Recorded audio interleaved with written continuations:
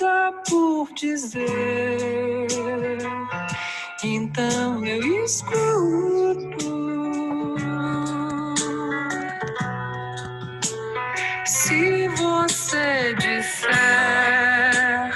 tudo o que quiser, então eu escuto.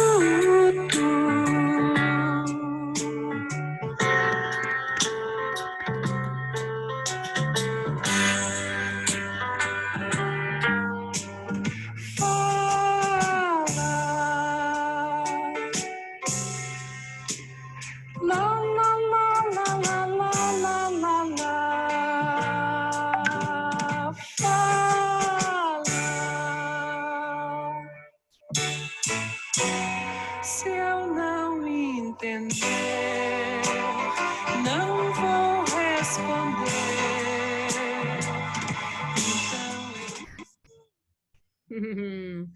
Boa noite a todos e a todas. É um prazer. Boa noite, gente. É um prazer estar com todos vocês. Ju, muito obrigada. Sempre bom estar com você. Obrigada a você, Cá, pelo convite. É um prazer. Só me apresentando rapidinho, gente, eu sou Juliana Calderon. Eu sou facilitadora, consultora de comunicação não violenta, sou atriz também, trabalho com a Carol há 4 anos. E é uma delícia estar aqui com vocês para falar disso. Espero que seja bem rico para todo mundo. Bom, só alguns acordos para esse papo fluir bem. Então, eu queria pedir que vocês tomassem cuidado para deixar o microfone fechado, porque senão começa a surgir um ruído enquanto eu estou falando, fica uma loucura. Quem pudesse se sentir confortável, ficar com a câmera aberta, que às vezes, tipo, a Ju tá falando, ou até mesmo vocês que estão escutando, vocês podem deixar a tela no modo galeria. Então, se você passar o mouse, assim, em cima da tela do Zoom, tem uma gradezinha, assim, como se fosse uma gradezinha de fotos, né? Exibição de galeria. Aí, ó, vocês fazem isso com a sala. Vocês conseguem ver as pessoas. E é uma delícia também olhar para o rosto de outras pessoas, fazer de conta que a gente está numa sala, né? Eu vou deixar a minha na exibição de orador, porque esse encontro está sendo gravado, vai para o YouTube do Instituto Thier depois. Então, no modo galeria fica estranha a gravação, mas vocês podem escolher como vocês querem deixar no de vocês. Estamos em 87 pessoas no encontro, maravilha. Sem dúvida, um tema que interessa muito, né? Então, vamos lá.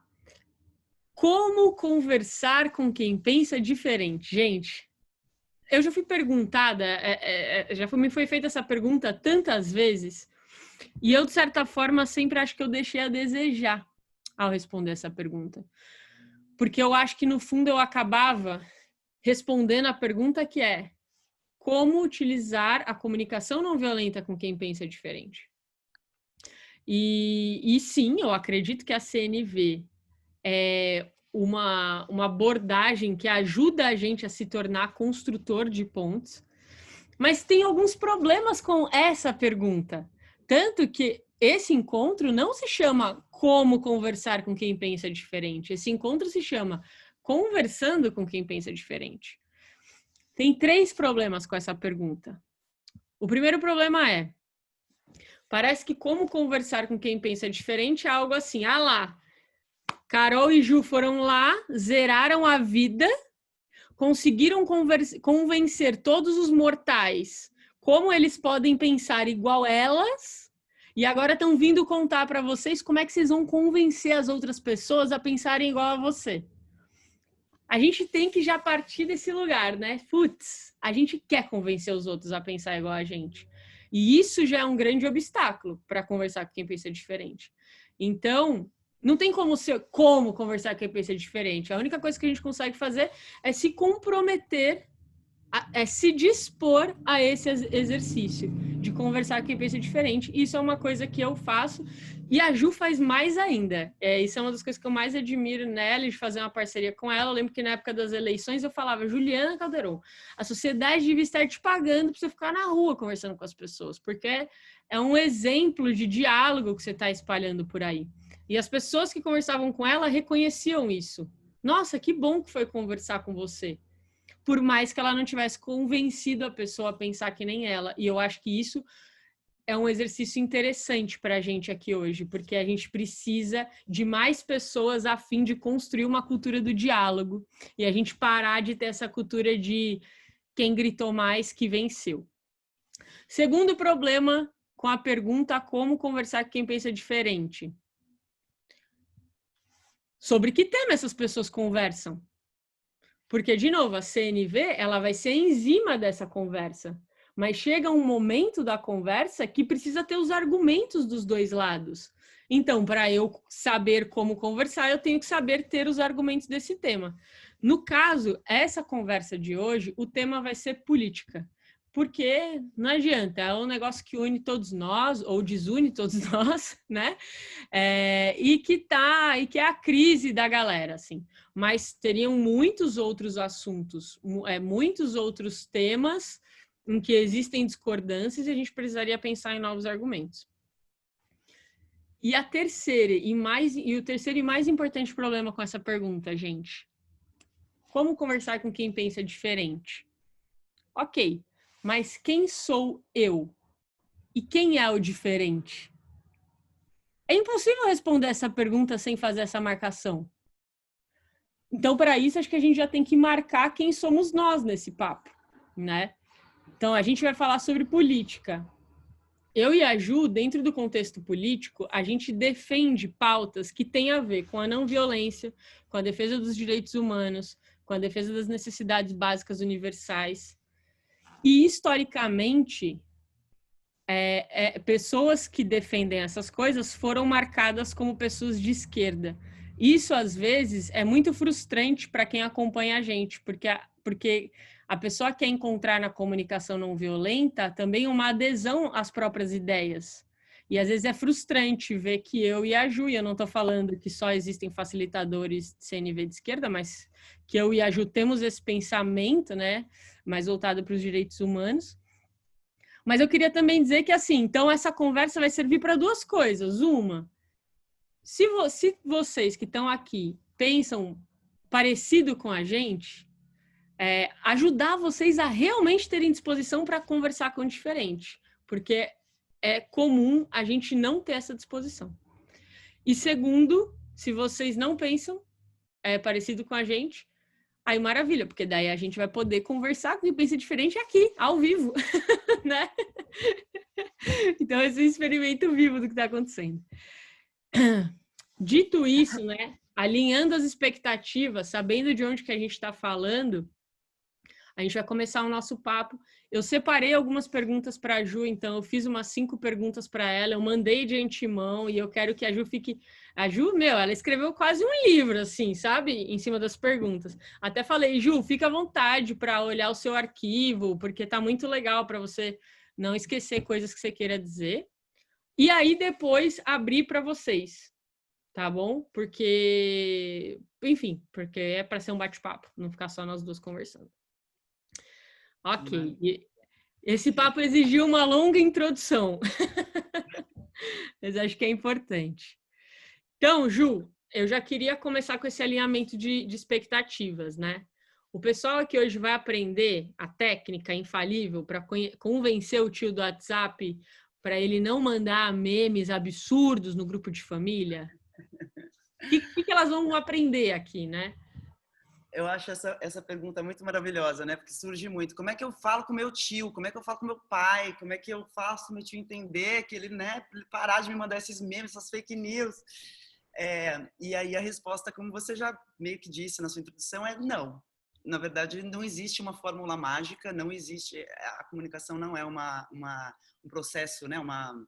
Uma ciência exata, né? Então, ela depende de muitos fatores. E o fator fundamental do qual ela mais depende, que você já mencionou, é justamente essa vontade de dialogar, que está difícil, né? Então, como é que a gente resgata esse prazer em debater, esse prazer em dialogar, esse prazer em construir pontes com os outros, né? Então, na verdade, eu até devolvo a pergunta para quem está assistindo a gente aqui. Vocês estão com vontade de dialogar com aquele tio do WhatsApp, né? Essa é, assim, é o ponto de partida para a gente começar, né, a fazer qualquer coisa. E esse ponto de partida, ele parte dessa visão de que a gente pode se entender, né? E a gente pode aprender um com o outro. De que as pessoas mudam sim, apesar da gente acreditar tanto e dizer tanto que as pessoas não mudam. Mas tem uma coisa que não muda, é que tudo muda o tempo todo. Então, é muito possível a gente construir convergência, é muito possível a gente conseguir construir diálogo. Mas primeiro a gente precisa querer isso, né? E ver a importância disso. Sim. Então, acho que eu respondi mais ou menos aí. Sim, inclusive a gente pode até checar aqui, ó. Qual que é o teu grau de disposição? Ó, tem uma enquete, se vocês quiserem responder. Vocês se sentem dispostos a dialogar com quem pensa diferente? Coloquem aí as respostas. A maioria está querendo. Está disposta, né? Porque acho que todo mundo que está aqui, de alguma forma, está interessado em pensar sobre isso, né? E talvez ganhar um pouco de disposição, né? Porque a gente fica um pouco drenado. Sim, Então, olha aí. legal. 69% de disposição já. E é muito interessante porque vários estudos mostram que o que faz a gente não querer pensar, conversar com quem pensa diferente é o cansaço e a frustração. E que o antídoto para isso mudar, e não estou sugerindo que precisa mudar, mas se você quiser mudar, e eu acho que é importante, o mundo está precisando de mais gente que constrói pontes, é a curiosidade, né, Ju? Uma curiosidade, o que levou o outro a pensar dessa maneira? É a curiosidade que substitui esse cansaço, assim. Então, ó, encerramos a nossa enquete. 66%, 34%. Maravilha. Então, vamos lá. Ô, Ju, agora vamos começar algumas dicas práticas, né? Então, eu pensei num tema aqui, quando a gente está numa conversa, por exemplo, sobre a condução do governo federal durante essa pandemia do coronavírus. Como que você lidaria com uma pessoa que fala que a gente tem que tomar cloroquina sim, que o STF está proibindo o presidente de trabalhar, esse discurso que é bem presente, né? Que, cara, é um complô contra o Bolsonaro, que está todo mundo contra ele sem deixá-lo governar, assim. Como é que você acha que a gente pode conversar com quem tem esse tipo de argumento? Bom, em primeiro lugar, queria dizer que, gente, não tem uma tese de mestrado nem de doutorado sobre como conversar, né, assim, nesse nível, né, de polêmica. Vou falar bem a partir do meu lugar mesmo, assim, da minha experiência pessoal, porque eu sou uma facilitadora de CNV que gosta de dialogar e se interessa. Então, eu sou a pessoa que, como a Carol falou, puxa papo mesmo com todos os motoristas de Uber e começa a trocar ideia e escuto muito isso, né? Eu acho que, primeiro, assim, a gente precisa estar muito consciente das armadilhas que nos impedem de construir diálogo. A primeira delas é o pensamento binário, né? Que é esse pensamento de que existem pessoas do bem e existem pessoas do mal, né? O pensamento do certo ou errado, culpado ou inocente, ou você está de um lado, ou você está do outro. Então, esse pensamento binário, ele faz muitas vezes com que a gente, ao escutar uma opinião divergente, né, que pra gente soa absurda, né, a gente já responde com uma carga de culpa, né, com uma carga de indignação pro que a pessoa está falando. E como a gente vive numa sociedade que é pautada pelo pensamento binário, do certo, errado, culpado, inocente, e culpados na nossa sociedade merecem punição, né, merecem sofrer, todos nós somos muito sensíveis à culpa. Então, a partir do momento que você respondeu e na sua fala está implicando alguma culpabilização de que essa pessoa está errada, de que essa pessoa enfim, ela está viajando, ela está alienada, ou ela tem más intenções, ou ela enfim, né? Muitos rótulos que a gente cria, né? A partir do momento que ela percebe alguma coisa assim, ela imediatamente vai começar a se defender e ela vai ser muito mais difícil você conseguir dialogar com ela. A Brené Brown, ela fala que a culpa ela é inversamente proporcional à responsabilidade. E é impressionante como isso é real. a partir do momento você pode estar falando sobre uma opressão estrutural, algo que não tem nada a ver com a pessoa, mas ela escuta aquilo e talvez por fazer parte de um grupo que estruturalmente representa um grupo que estaria oprimindo alguma classe, ela imediatamente já começa a se defender. Então fica muito difícil de continuar. Então essa é a primeira coisa. Pensamento binário e a nossa vontade, nosso tom, né, da nossa fala.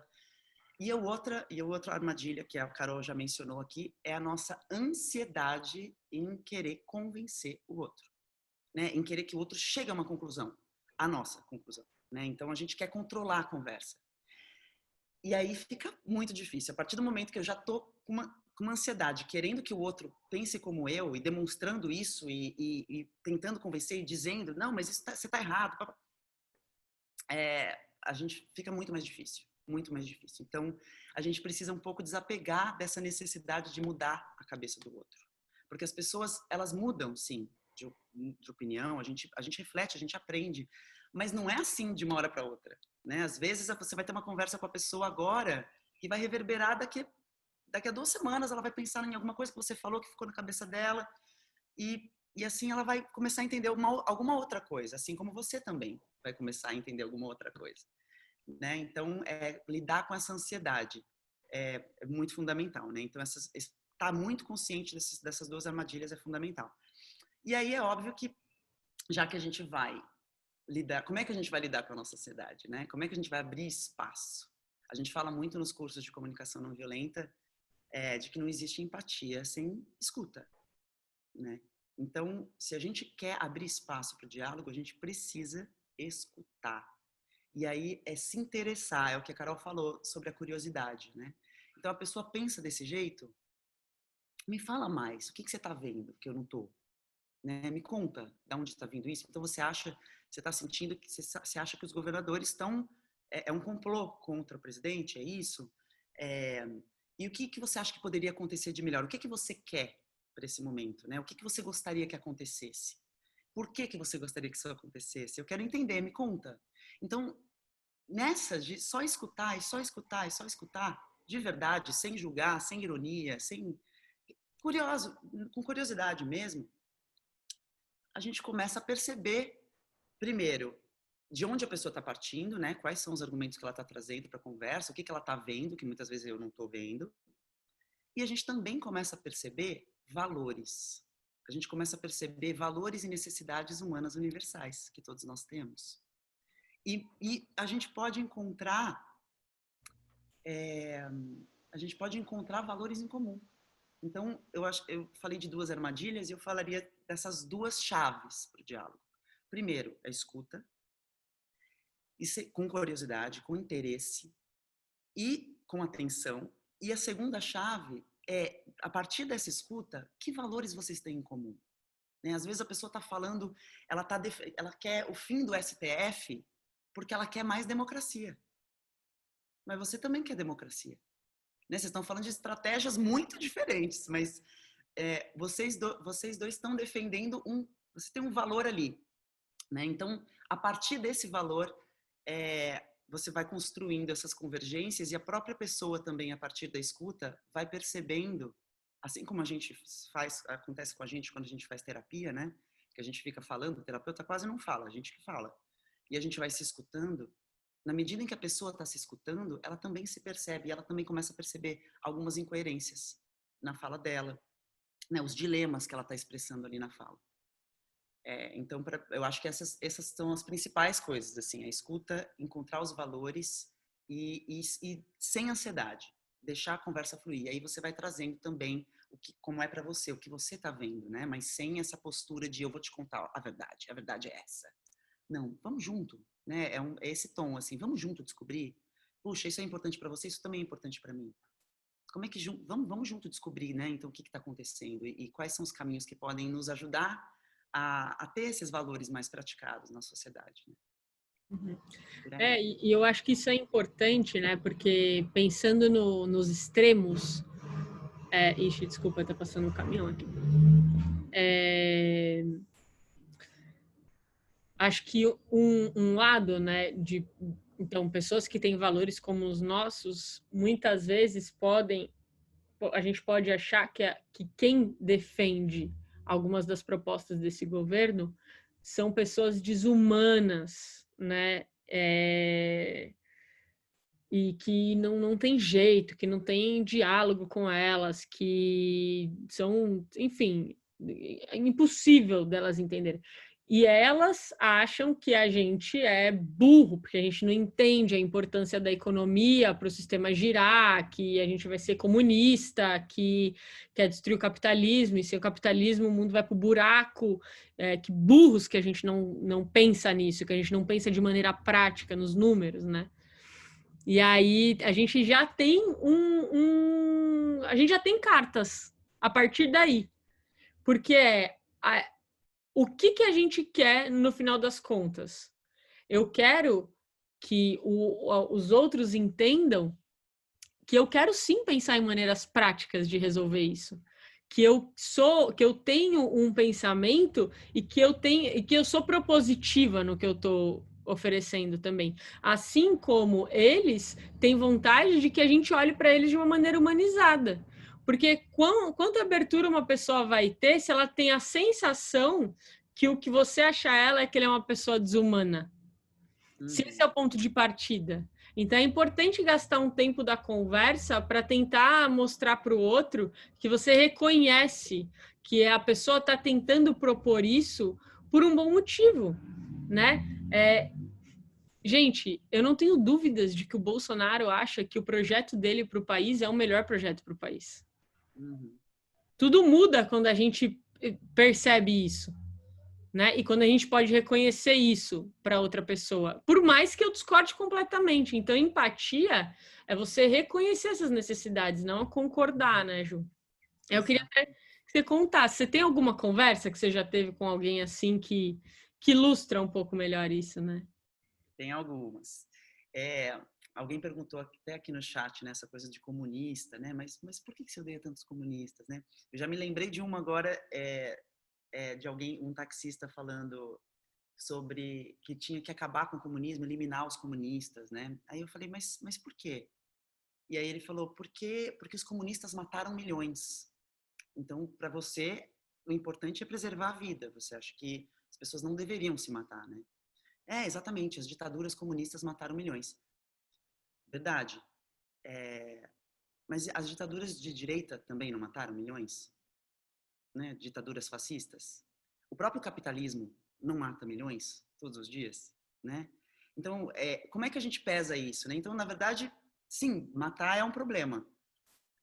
Mas está no ser humano, está em tudo, né? E quando um ser humano tem muito poder, muitas vezes ele é corrompido por esse poder. E a gente tem essas consequências, né? Então, abrir um pouco, assim, a gente está falando da gente, todos nós temos a violência dentro de nós também. Nós somos capazes, né? Não tem seres humanos do bem e os outros seres humanos do mal. Somos todos seres humanos. E perceber isso é muito importante para que a gente possa evitar o mal. Saber que ele existe dentro da gente, né? Então, ter essa consciência, assim. Eu lembro de uma vez que eu estava conversando com uma cliente, a gente estava num coquetel, assim, tomando um vinho, e a gente já tinha falado de tudo, namorado, papapá. Ju, perdão. A gente tava com uma... Oi? Tem, acho que umas 3 pessoas comentaram que o seu som tá um pouco baixo. Você consegue falar mais alto, mais pertinho do... Consigo. Tá melhor assim, gente? Eu vou ficar assim, ó. Solta a voz aí. Deixa eu ver se eu colocando o fone de ouvido melhora. Não sei se tem alguma ligação, mas vamos ver. Tá bom pra vocês? Vocês estão me ouvindo bem? Melhorou? Nossa, melhorou. Melhorou muito. Ótimo. Então, eu tinha tomado um coquetel com uma cliente, a gente estava tomando um vinho, assim, então a gente já estava falando da vida, e isso é muito bom, porque é isso, a gente tá se vendo como seres humanos ali, né, conversando sobre tudo. E ela tem um pensamento político bem diferente do meu. Mas tudo bem, né, a gente se dá bem. E aí a gente estava conversando, e aí de repente entrou no assunto da política, e aí ela estava muito desapontada com o governo Bolsonaro, mas sempre quando entra nesse campo, como o bolsonarismo, né, esse governo, ele foi eleito totalmente pautado pelo antipetismo, é muito normal que começou a falar do governo, vem o PT, né, no assunto. Então, ela começou a falar do Bolsonaro, que ela estava desapontada, mas aí ela já começou a falar, mas o PT é muito pior, e aí ela ficou falando. E eu fiquei só escutando. Ela falou assim, por uns 20 minutos. Ela falou da Dilma, esses comunistas, falou. Aí, e eu só ali sustentando a escuta, e aí, de repente, ela parou, se acalmou, e falou assim, nossa, sabe o que eu pensei agora? Toda essa raiva, todo esse ódio, eu tenho muita raiva, né? Todo esse ódio que eu tenho do PT, não é do PT. É dos meus amigos, que quando eu falei que eu ia votar no Bolsonaro, ficaram me xingando de fascista, de sei lá o quê, de gado. A minha raiva é deles, na verdade. Olha só que loucura, né? Eu não falei nada. Mas ela se escutando, ela foi percebendo, nossa, é muita raiva. Da onde vem tanta raiva? Da onde vem tanto ódio, né? Durante os governos do PT, ela não estava com esse ódio do PT. Mas nesse momento ela tá, porque a gente está vivendo um momento muito polarizado. Então, e a gente fica ressentido, e ninguém quer se sentir culpabilizado. Então, isso gera muito ressentimento. E tem uma outra história também de um motorista de Uber, que a gente começou a conversar, e eu tinha uma viagem de 1h30, assim, eu falei, nossa, hoje eu vou escutar, né? E aí, conversando, né? E ele contando o que ele estava achando do governo, falando do PT, obviamente chegou o PT, e aí começou a falar, né, que era um absurdo, que ele odiava o Lula, que ele odiava o PT, porque o filho do Lula tinha lucrado muito no governo do Lula, que a empresa do Lula tinha sido beneficiada, do filho do Lula tinha sido beneficiada durante os governos do PT, e que isso é um absurdo, porque tinha que se respeitar a Constituição Federal, e papapá. E aí eu estava escutando e falando, cara, que legal, você se preocupa, então, com o cumprimento da lei, você se preocupa com o fim da corrupção, você se preocupa que as coisas corram bem, que não haja, né, nepotismo, né? Tipo, são valores bacanas, eu compartilho desses valores também.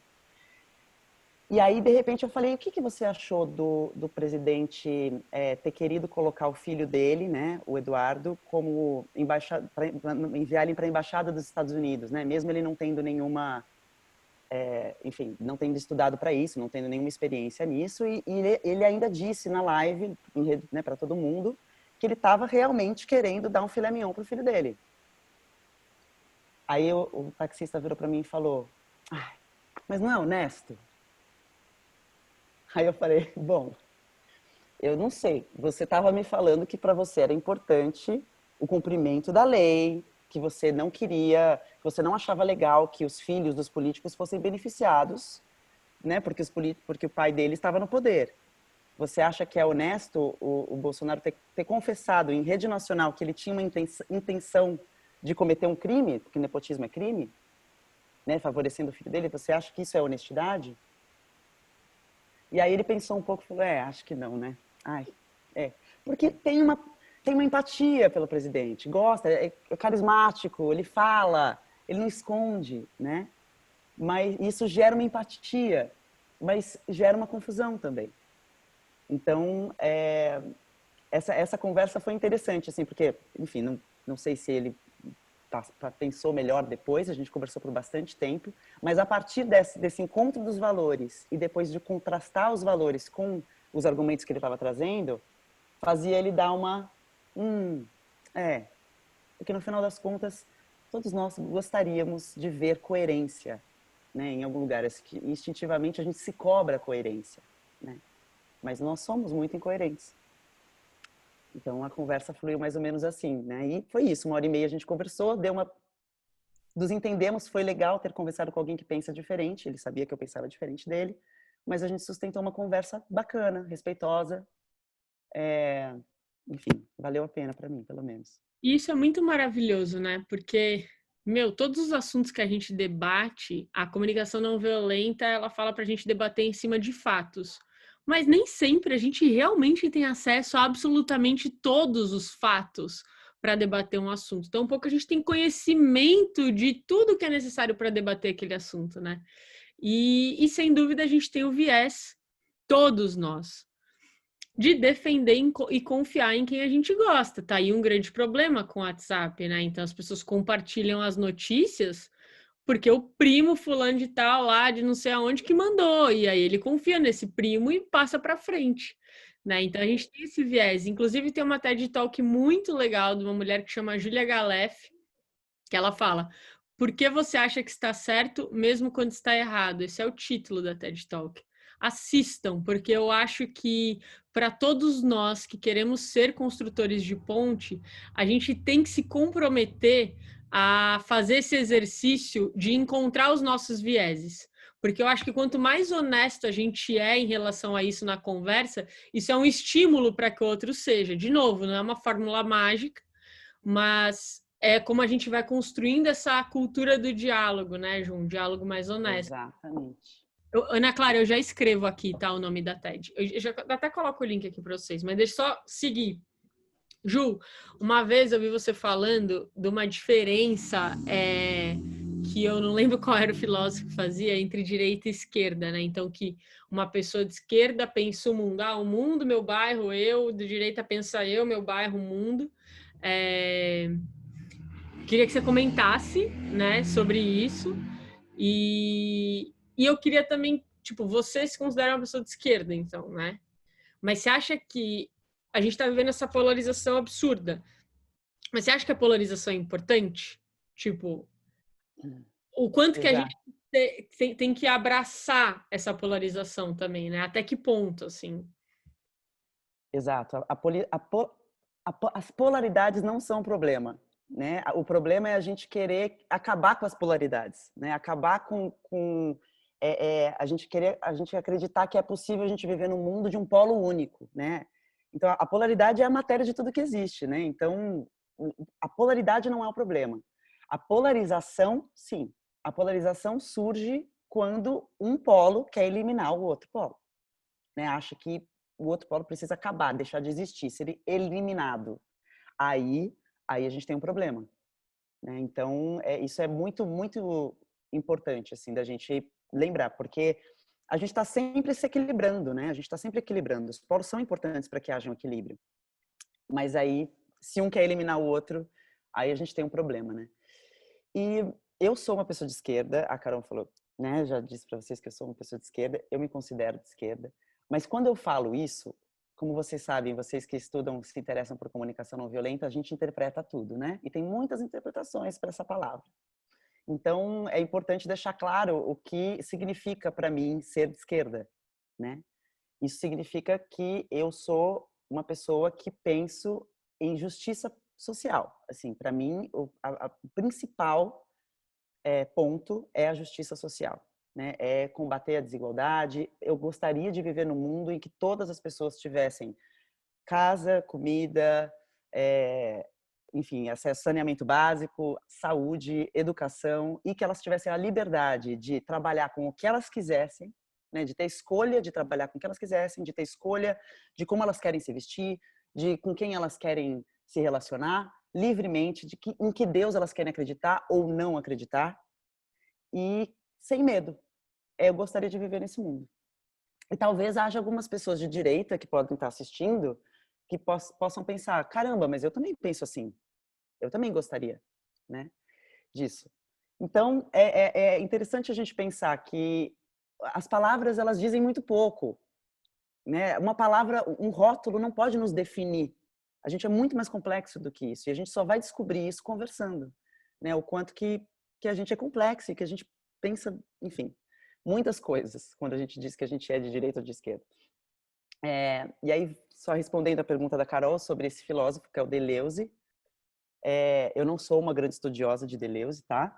Mas eu gosto muito dessa definição dele, eu acho muito interessante essa definição que ele dá, né, à esquerda e à direita. Ele não está falando que todas as pessoas de esquerda são assim e todas as pessoas de direita são assim, mas ele acredita que filosoficamente esses conceitos, a diferença desses conceitos, né, ser de esquerda e ser de direita, está na percepção, na forma como a gente percebe o mundo e se percebe.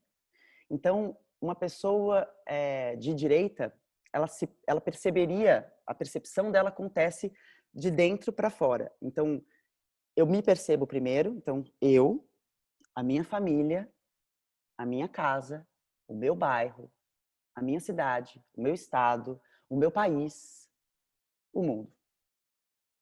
E uma pessoa de esquerda perceberia da forma inversa, né? Então, o mundo, depois os países, o meu país, né? O meu estado, a minha cidade, o meu bairro, a minha casa e eu, né? Então, ser de esquerda abarcaria, né? Traria essa visão mais sistêmica e de fora para dentro também. E aí, a gente sabe que tem muita gente de direita, né? Que, assim, tem muita gente hoje que está passando muitas necessidades e se diz de direita, né? Pessoas que estão em situação vulnerável, de vulnerabilidade social e se dizem de direita. Então, segundo Deleuze, isso seria uma incoerência, né? Porque quem é de direita estaria pensando em preservar, em se preservar, em preservar uma determinada condição de privilégio, né? Assim, está funcionando aqui, vamos manter desse jeito. Mas se você está passando necessidades, se você tá tudo extremamente difícil, né? Seria um pouco incoerente você querer preservar esse estado de coisas, né? E também, segundo Deleuze, né, ser de esquerda tem a ver também sempre com uma questão, uma postura no sentido identitário minoritária. Então, ser de esquerda é sempre minoritário, segundo Deleuze. Não é não no sentido quantitativo, né, mas no sentido identitário mesmo. Então, para a direita existe um padrão e nós devemos seguir esse padrão. Então, o padrão, né, seria um homem branco, né, classe média alta, urbano, né? Esse é o padrão da direita. Então, a esquerda acaba sempre sendo minoritária no sentido identitário, porque ela está sempre conectada com essas identidades que não estão nesse padrão, porque exatamente por ser um padrão, esse padrão ele não é real, né? Ele não é individual, ele não é a identidade real não está ali, porque ele é um padrão. Então, a esquerda estaria sempre buscando essa integração de todos os aspectos e identidades que acabam sendo invisibilizadas na sociedade por conta desse padrão, né? Que é exigido, que é visto, que é considerado universal. Então, nesse sentido, a esquerda está associada sempre a minorias, né? Assim, eu me identifico bastante com essa visão, porque, de fato, eu, Juliana, penso que a gente deveria pensar globalmente, que a gente deveria pensar na humanidade, né? E se está acontecendo uma guerra na Síria, né? Ou se tá morrendo um monte de gente nos Estados Unidos, ou se a África, eu penso que isso é um problema nosso também, né? Não só um problema dos Estados Unidos ou da África. Eu acho que isso é um problema de todos nós, enquanto humanidade, né? Que todos nós deveríamos resolver, que é da nossa responsabilidade, né? Então, segundo Deleuze também, filosoficamente falando, não existiria um governo de esquerda. Governos de esquerda não existem, porque a esquerda ela não se pauta por fronteiras, né? E um governo como a gente conhece hoje é um governo que vai cuidar dos interesses de um Estado, né? De uma nação, de um certo grupo de pessoas. E a esquerda estaria conectada com todo, né? Com o mundo, não apenas com um grupo. Então, haveria, sim, governos simpatizantes, né? Que são simpáticos à esquerda, mas não governos de esquerda. Uhum. E agora, sim, o Wagner até falou, há várias espécies de esquerda, direita, tem também o centro, realmente tem muito mais, ela só trouxe uma visão, né, do Deleuze, que é um filósofo, e tem ainda, dentro da esquerda, um monte de complexidades da direita também, e eu acho que, agora falando do bolsonarismo em si, né, porque nem todo mundo que é de direita é bolsonarista. E aí o bolsonarismo, ele tem algumas características peculiares, né? E eu acho que tem várias análises, várias leituras que podem ser feitas, né? Mas eu queria que você falasse um pouquinho da leitura que você faz da pessoa que é adepta ao bolsonarismo, né?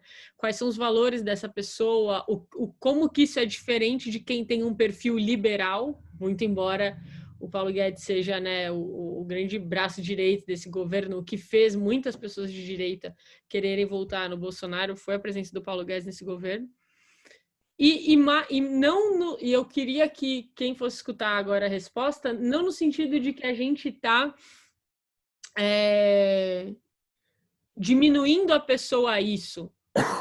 Como a Ju fala, são características, são cartas que a gente pode trazer para a conversa, para o jogo. Quanto mais você entende de alguém, mais fácil fica para você conseguir conversar com ela. Então, entendam esses valores como por onde eu posso começar a conversar com essa pessoa, sabendo que os valores dessa pessoa podem ser esses, né? Uhum, perfeito.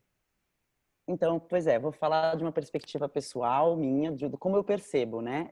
Eu percebo muitos valores no bolsonarismo, mas eu pensei em trazer 3 que eu acho que são bem fortes. O primeiro, a família. O segundo, a lealdade. E o terceiro, a religião, Deus, né? Então, estão muito presentes no discurso, estão muito presentes o tempo todo no discurso bolsonarista, né? No governo. E são valores muito louváveis. São meus valores também. Eu amo a minha família, eu sou leal aos meus amigos, contanto que isso não fira os meus valores, né? Outros valores importantes, né? E eu também busco trabalhar minha espiritualidade. Então, ok, né? A minha preocupação pessoal é quando esses valores são trazidos para a política, né? E eles se tornam a prática da política, né? Porque um governo, ele não é uma família, na prática. E para que ele possa ser um governo justo, um governo ético, um governo que de fato governe para todas as famílias, né? Ele precisa estar um pouco dissociado da sua própria família, dos interesses da sua própria família, né? E a gente sabe que essa é uma questão que não é só desse governo, enfim, a gente sabe que no Brasil, historicamente, é isso, né? A família está sempre... A gente sabe que, né, essas vantagens para familiares não é algo exclusivo do governo Bolsonaro. Mas isso é algo que me chama bastante atenção e me preocupa, né? Então, tem um levantamento recente que diz que em 28 anos a família Bolsonaro nomeou 102 pessoas com laços familiares, né? E aí tem o próprio Queiroz, que é quase um membro da família do presidente, que tem os seus familiares também contratados, tinha o miliciano Adriano da Nóbrega também, que também teve os seus familiares contratados. Então tem uma coisa muito dos meus familiares, os meus amigos, os familiares dos meus amigos aqui.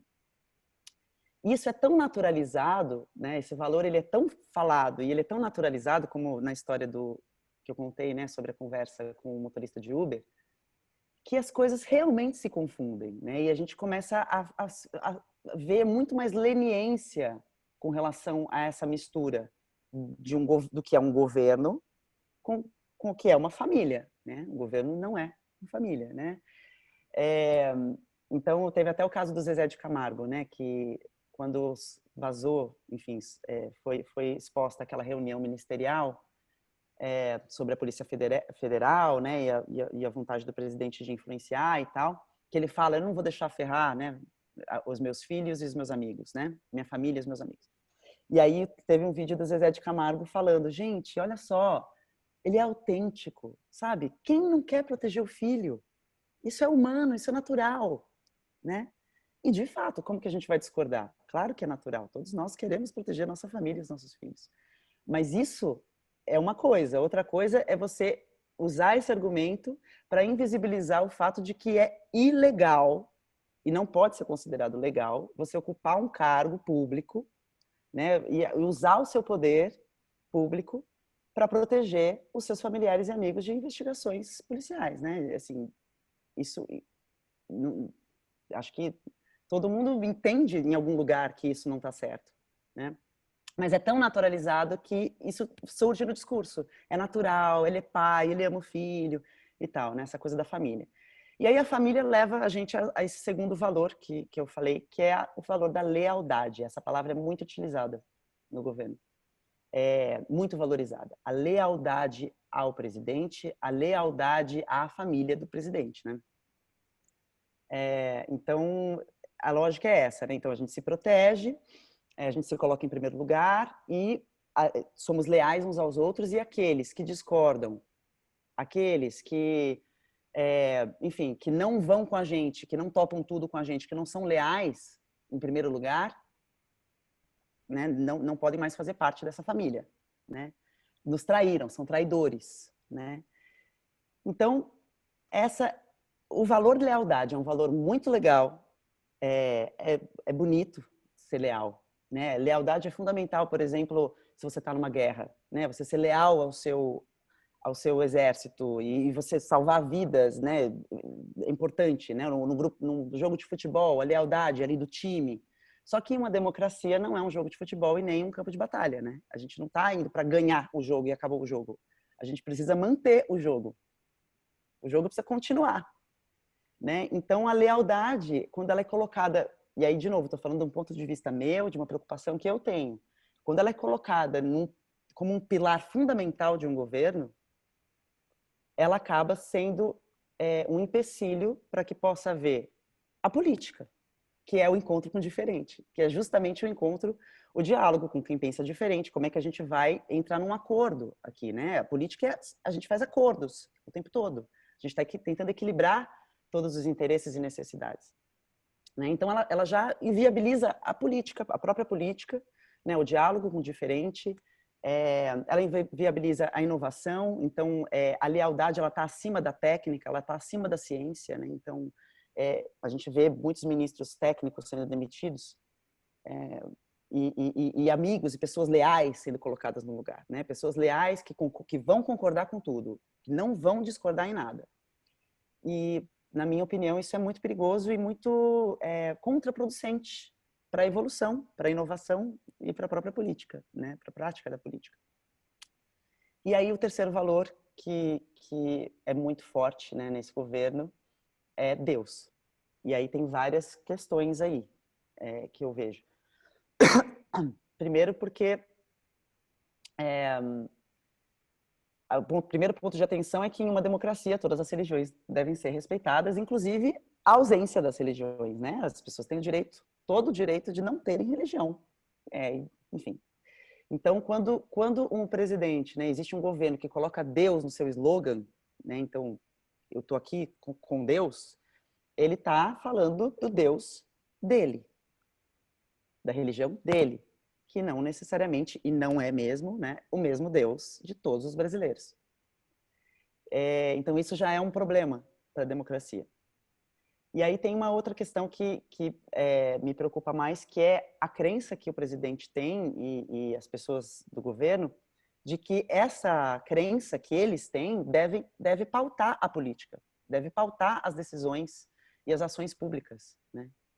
E aí é muito complicado isso, porque nós somos diversos, o ser humano é diverso, né? Temos muitas religiões, temos muitas crenças diferentes, então isso pode levar a uma determinada censura de outras crenças, a gente não se sentir mais à vontade dentro do nosso próprio país, por não compartilhar da mesma crença que o governo, né, que o presidente. E tem essa questão também de que quando eu me associo a uma entidade divina, né, Deus, imagina, Deus é inquestionável, Deus é um bem inquestionável.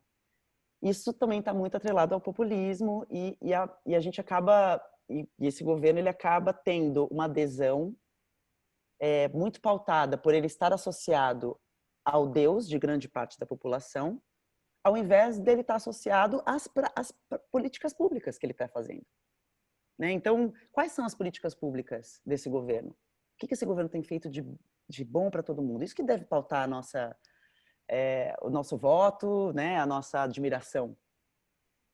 Mas ela acaba sendo pautada muito por esses valores. Então, a gente se identifica porque a gente também tem família, a gente também acha que é legal ser leal, né? Você ter um amigo leal, alguém que está do seu lado, então é bonito isso. Deus, um bem inquestionável. Então, muitas vezes isso nos atrai porque são valores bons, são bons valores. Mas quando eles são pilares de um governo, na minha opinião pessoal, eles se tornam contraproducentes para a democracia, contraproducentes para a inovação, contraproducentes para que a gente possa, de fato, atender às necessidades humanas universais da população, né, que deveriam estar em primeiro lugar, antes da gente, enfim, para que a gente possa julgar se o governo é bom ou não, né? Em alguns momentos até contraproducente para o próprio mercado, né? Para o ambiente onde se fazem negociações livres, assim, tipo, já aconteceu várias vezes, né?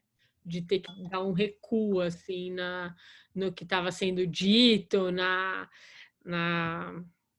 enfim, no bafafá que estava sendo criado, porque isso pode ter um impacto absurdo também, né? E aí isso até que faz pessoas liberais, né, que tem um pensamento mais liberal, terem um receio também do que pode acontecer, né, da coisa desandar. Existe o ministro Paulo Guedes, que representa o neoliberalismo, né? A gente já está no neoliberalismo, o novo liberalismo, que não é mais o liberalismo do Adam Smith, né? Não é mais aquele liberalismo daquela época que as pessoas tinham que gritar, por favor, deixe-nos em paz, deixa a gente comercializar com a outra cidade, deixa a gente comercializar com outro país, parem de colocar restrição na gente, parem de ficar cobrando, né, tirando a nossa riqueza, a gente quer comercializar em paz. Então, Adam Smith, liberalismo, liberdade, vamos comercializar. Hoje a gente tem tamanha liberdade, né, e a gente já não vive mais naquela época, e a liberdade é tanta que a gente acabou criando um sistema que permite que se formem conglomerados gigantescos. Então, algumas famílias hoje no mundo detêm mais dinheiro, mais poder do que países, né? Porque esse é o neoliberalismo, né? Hoje a gente tem essa situação, uma desigualdade social que cresceu absurdamente, assim, exponencialmente. Nunca na história da humanidade a gente teve uma desigualdade social como a gente tem hoje. A ponto de até que eu penso, às vezes, numa comparação de pensar, puxa, a gente não tem mais a monarquia, que justamente era um regime muito pautado pela família, pela lealdade e por Deus, né? Os monarcas eram considerados escolhidos por Deus, né? Então, graças a Deus, com perdão da ironia, a gente não vive mais numa monarquia. Mas hoje é quase como se a gente tivesse reis. Porque existem famílias no mundo hoje muito mais poderosas que os monarcas, do que muitos monarcas do passado. E que governam sem cetro e coroa. A gente não está vendo eles num trono, mas eles estão governando através da política também, né? Então as coisas estão muito imbricadas. E o Paulo Guedes, ele representa o neoliberalismo no governo, mas de fato o neoliberalismo, o liberalismo, tem a ver com liberdade individual, o que não combina com esses valores fechados do governo, né? Da minha família, o meu Deus, né? A lealdade aos meus valores e a minha visão de mundo.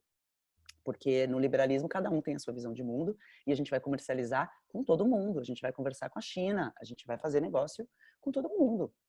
Então, até o politicamente correto, que a gente escuta tanto as pessoas reclamando, saco esse politicamente correto. O politicamente correto, ele tem uma função. O politicamente correto, ele anda de mãos dadas com o liberalismo. Assim, com o comércio, com a economia, porque é a partir do politicamente correto que a gente consegue cuidar das nossas relações para que a gente não crie ressentimentos desnecessários e possa continuar dialogando e fazendo acordos, né? Enfim, então, sim, esse governo tem ainda um representante ali do neoliberalismo, mas na minha visão, acho que o Guedes é a única coisa que ainda dá um verniz liberal para esse governo, porque ele não tem praticamente nada de liberal. Sim, e olha só que interessante, né? Eu estou tentando acompanhar um pouco dos comentários.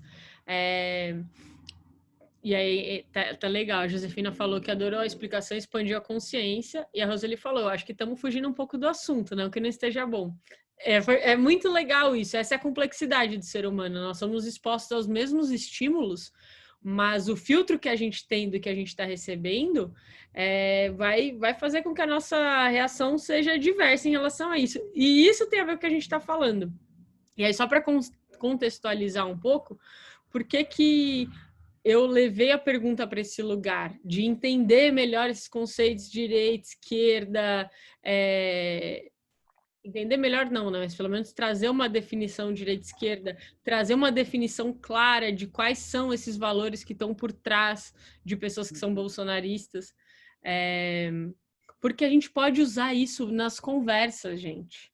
A gente pode reconhecer que são valores importantes, a gente pode na hora que for conversar lá com um tio, com uma prima, com alguém que pensa diferente de você, falar isso, o valor da família é muito importante, né? E aí começar uma conversa e construir uma conversa através disso. É claro que a pessoa vai valorizar Deus, então entender, mas você acredita que numa democracia só um Deus deve prevalecer? Então trazer um pouco dessas explanações que a Ju tá colocando para a conversa. Tá? Então, só para deixar claro que a gente entendeu que isso poderia ajudar, mas também estamos abertos para o feedback de vocês para falar que não, o papo tinha que ir para um outro lugar. E também eu já vou abrir para vocês, só tenho uma última pergunta para a Ju, que é, tá bom, então, pessoas que pensam muito diferente com a gente, né? E tem diz que fala, não tem conversa com fascista, né? E ok, acho que a gente consegue entender, porque também a gente está falando de um lugar, essa história de ser construtor de ponte, querer ser construtor de ponte, a gente tem causas, circunstâncias, condições para querer ser construtor de ponte, né? Nem todo mundo tá aqui nem a gente, e nem deveria estar. Mas, se a gente desiste do diálogo, de alguma maneira a gente não está desistindo da política. Qual que é o risco disso? Né? Então, se fosse para ajudar as pessoas a terem um ânimo para querer ser esse construtor de ponte, para ativamente buscar essa conversa com o diferente, o que você diria? É muito importante essa pergunta, porque principalmente no momento de muita polarização e que a gente sabe que tem muita gente... Porque assim, a gente está num lugar de privilégio, né? Eu não estou sofrendo uma violência física, eu não moro numa comunidade e estou vendo, enfim, coisas horríveis acontecerem todos os dias. Então, de fato, eu estou falando do meu lugar de fala, né? De uma mulher branca, enfim, que de classe média, que tem determinadas condições. Mas principalmente porque a gente sabe que muita violência acontece, existe muita violência. Muitas vezes, quando a gente fala de diálogo, as pessoas falam, então tá bom, você acha que você vai dialogar, vai levar uma florzinha, vai lá, leva uma florzinha pro fascista para ver o que ele faz com você, né? Dá um buquê de flores. Surge parece ingênuo, né? Assim, como é que a gente vai lidar com tamanha violência dialogando? E, de fato, existem dois caminhos para o acordo. Um é o diálogo, o outro é a guerra. Os dois vão levar a um acordo. Depois da guerra tem acordo, né? Então, quando a gente nega o diálogo, a gente está dizendo, já não dá mais, já esgotamos aqui, agora é guerra, né? E aí, de fato, a gente precisa se perguntar, é isso que a gente quer? A gente está disposto a ir para a guerra? É isso mesmo? Então, essa é uma reflexão que eu acho muito importante, assim, de fazer. E com relação a essa coisa do diálogo também, do fim do diálogo ser o fim da política, né? Não sei se vocês assistiram um filme que eu recomendo muito, inclusive, que se chama Uma Noite de 12 Anos, que é sobre a ditadura no Uruguai, a prisão do Pepe Mujica, né? O ex-presidente do Uruguai, que é uma pessoa que eu admiro muito, assim. E logo no começo do filme, o filme abre, e isso me marcou muito quando eu assisti no cinema. Ele abre com uma conversa entre oficiais, enfim, militares ali, que estavam, né, faziam parte do governo da ditadura e tinham acabado de prender o Pepe, e um oficial fala para o outro, eles não podem conversar com ninguém. Eles têm que ficar numa solitária, eles não podem conversar entre si, e eles não podem conversar com ninguém. Nenhum oficial dessa prisão pode conversar com essas pessoas, porque eles se comunicam muito bem. E aí eu falei, caramba, né? Esse é o risco do diálogo. Porque você se conecta e você pode perceber coisas, você pode pensar melhor, né? Então, regimes autoritários são sempre contra o diálogo, né? Vocês não vão ver nenhum regime autoritário, ditatorial, que fala dialoguem com quem pensa diferente. Não, não dialoguem, né? Então, para mim, me marcou muito esse filme, assim, e é nisso que eu acredito muito, tanto é que eu, enfim, facilito cursos de comunicação não violenta, e eu não quero mais violência, eu gostaria que a gente conseguisse evoluir a ponto de conseguir conversar, ao invés de se matar, né?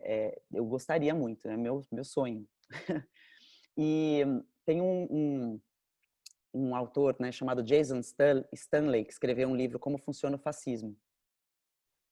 E ele fala isso, né, que o autoritarismo, né, o totalitarismo e o fascismo, ele só prospera no caos e na polarização. Né? A polarização e o caos alimentam o fascismo, né? Alimentam regimes autoritários e totalitários. Eles precisam disso para prosperar. Sem caos, sem polarização, eles não vingam.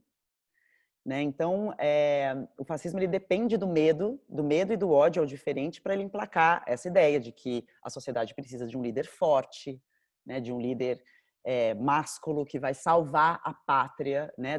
De grupos de pessoas que seriam do mal. Né? Então, o fascismo ele está sempre ancorado nesse pensamento binário de que existem pessoas do bem e pessoas do mal, e o mal deve ser eliminado. Né? Então, isso vai acontecendo a partir... claro, líderes fascistas também sempre falam a partir de uma moral, nós somos os donos da moral, né? Então sempre trazem questões como pedofilia. Então, a gente precisa construir essa figura do mal, né? Para gerar essa polarização, para que a gente possa prosperar a ideia de uma conduta mais autoritária para salvar a pátria. Então, nesse sentido, o diálogo, o encontro, é o calcanhar de Aquiles do fascismo. Né? É o calcanhar de Aquiles de regimes autoritários, de regimes totalitários, porque a gente se encontra com a humanidade do outro. Né? Então, quando eu percebo que o outro também é humano, o outro não é mais um demônio. Enquanto eu não encontro com o outro, eu posso construir na minha cabeça que um outro é um demônio, porque eu tenho medo do outro. Mas a partir do momento em que eu estou na frente do outro e eu não tenho mais medo do outro, fica difícil eu manter essa visão de que o outro é um demônio. Cara, é uma pessoa, ele também, aqui, olha, a família dele também é uma pessoa, né? Também.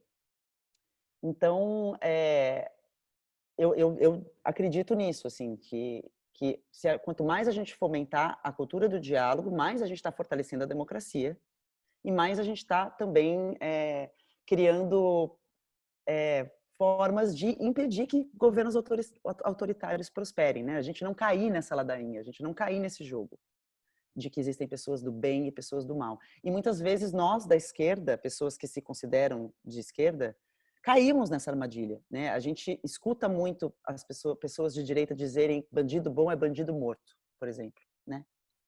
E muitas vezes pessoas de esquerda dizem fascista bom é fascista morto. E aí, quando a linguagem é a mesma, né, dos dois lados é a mesma, fica muito difícil da gente conseguir perceber, né, aonde está a violência. Peraí, mas você está falando que a direita é violenta, mas a esquerda é violenta. Mas você está falando que a esquerda é violenta. Mas sim, todos nós somos violentos. Seres humanos têm a violência dentro de si. E aí, quando a gente precisa se conscientizar disso, né, e se perceber. Tem até um livro, né, Ká, que eu vi na sua casa, e eu tô lendo também, que meu amigo que mora comigo tem, que é O Princípio da Não Violência. Eu né? pensei nele agora, eu ia comentar que vou que é maravilhoso. E tem uma frase, logo no começo do livro, que me chamou muita atenção, que ele fala, a gente fala muito em aceitar as nossas diferenças, mas talvez a gente precise começar a recusar as nossas semelhanças. Em que sentido? Reconhecer que a gente tem semelhanças, e a violência é uma delas.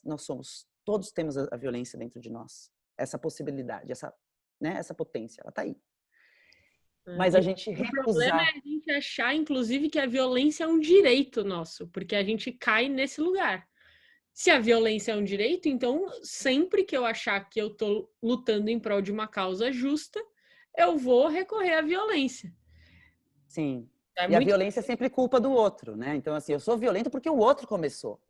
Porque o outro faz isso. Porque o outro matou primeiro. Então, a gente vê isso muito no discurso do Olavo de Carvalho, né? Então, assim, os comunistas são do mal. Os comunistas mataram muitas pessoas. Então, morte aos comunistas. Né? Então, o Olavo de Carvalho é a favor da pena de morte, né?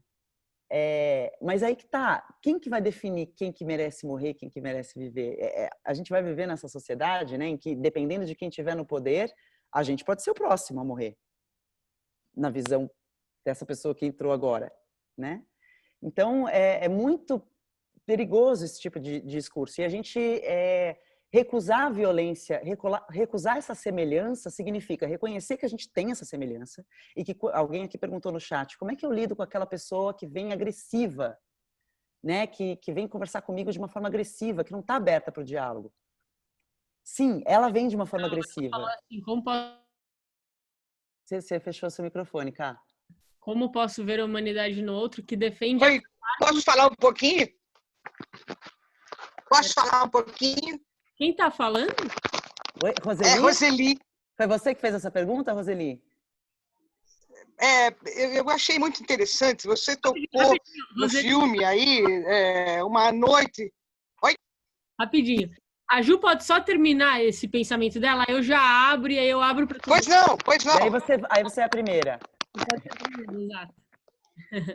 Obrigada, Roseli. Posso? Que legal, é isso aí. Imagina. Vontade de falar, de compartilhar. Eu acho que pode dar uma acelerada mesmo, Ju, para que a gente já está muito tempo falando. Sim, verdade, a gente já está passando do tempo, né? Mas é isso, alguém perguntou isso, o outro, como é que eu consigo reconhecer a humanidade do outro quando ele chega desse jeito, né? E ele chega desse jeito e a gente sente o impulso de reagir da mesma forma, a gente sente o impulso de falar, cara, ele está sendo violento comigo primeiro. Então, eu tenho direito de ser violento com ele. Eu tenho direito de mandar ele, né, para aquele lugar, e, né? Mas como é que a gente se conscientiza disso e se recusa a ser violento? Recusa a violência.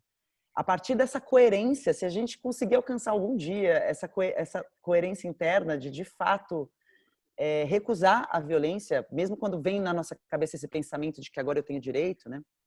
Quem sabe, talvez, quem sabe, a gente consiga um dia viver num mundo um pouco menos violento.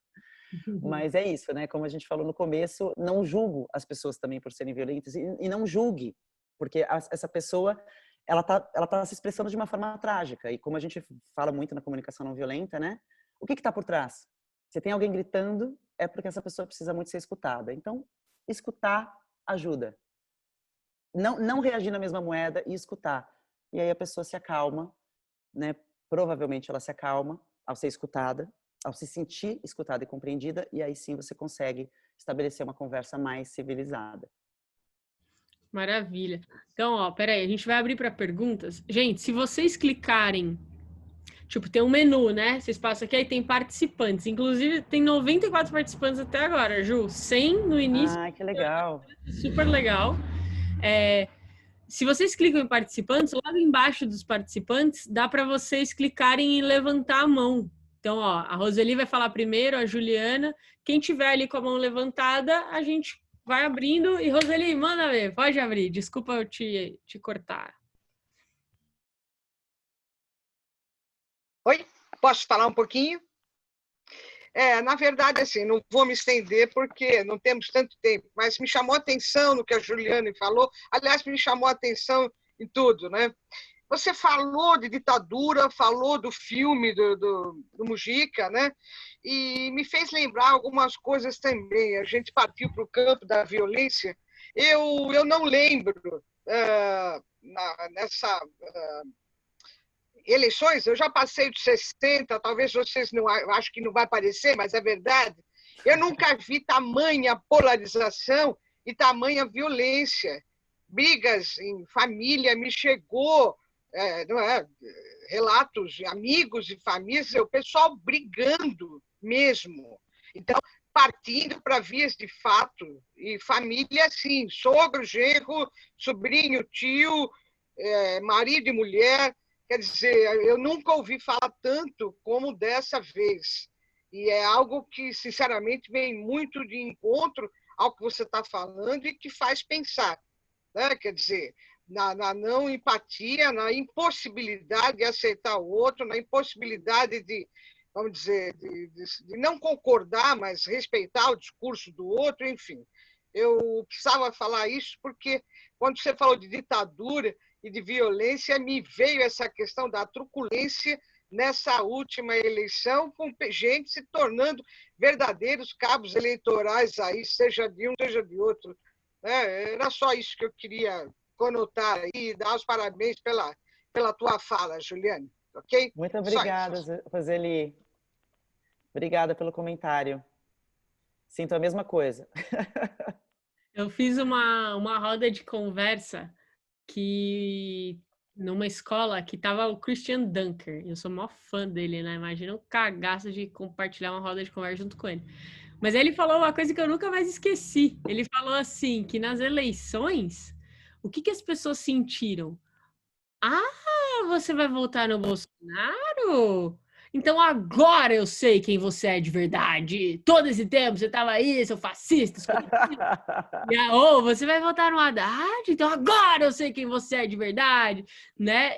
A gente criou isso na nossa cabeça, né? É muito louco. E se você parar para ver mesmo, né?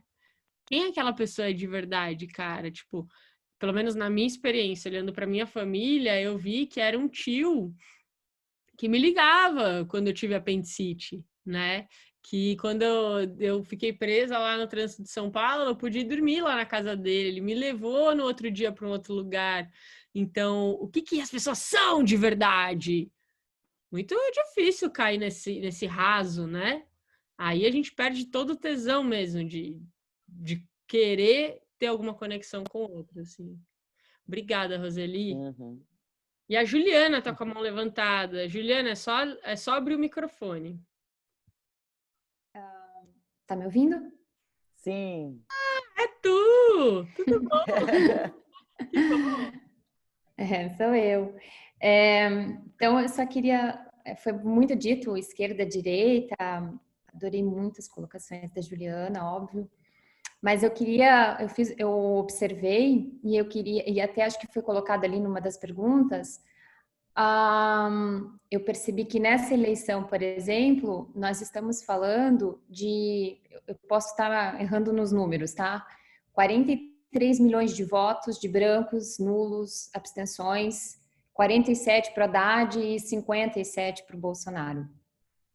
Eu acho que, e eu me sinto muito, e eu fui uma dessas. Porque quando eu me coloco numa polaridade onde eu não me senti representada nem por A e nem por B, eu entrei no C, né? No centrão, então. E daí já rotula, isentona, os isentões em cima do muro e tal.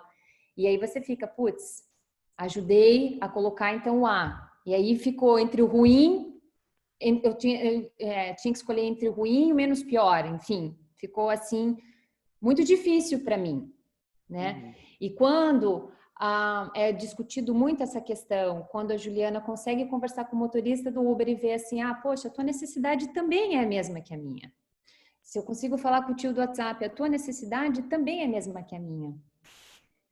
Mas para mim, por exemplo, entender sobre necessidades foi um assunto de poucos anos para cá. Porque nem isso eu sabia. O que era importante para mim? Então, eu parto já do princípio que para mim eu sou uma pessoa de política de uma nota só. Então, eu quero educação. Quero colocar uma pessoa... Para mim, tudo seria só educação. Não quero saber de água, nem de terra, nem só educação. Né? Para mim, bastava isso e já está ótimo. Não me senti representada em nenhum. Quase nunca. Male pelo Cristóvão Buarque, mas daí ficava também... Não era aquilo tudo. Mas, enfim, eu queria perguntar sobre isso e essa questão de que, a partir do momento que você entra, então, nesse lugar de que você não se sentiu representada, se você tem a obrigação, sim, de tomar um partido. Porque, para mim, esses 43 milhões não foi só uma questão de broxação da discussão política, porque as pessoas se sentem broxadas. Não foi só um desconhecimento sobre o processo eleitoral. Não sei não sei o que significa voto em branco, não sei o que significa abstenção, não preciso ir lá votar, tô nem aí com esse direito, isso para mim não muda em nada. Todo político é igual. No Brasil não existe esquerda e direita, então não adianta falar que você defende a esquerda, eu defendo a direita, se aqui no país não existe o pensamento coletivo. Né? Aqui no país, onde o Estado não te garante nada, onde o Estado não te protege, e não querendo responsabilizar só o Estado.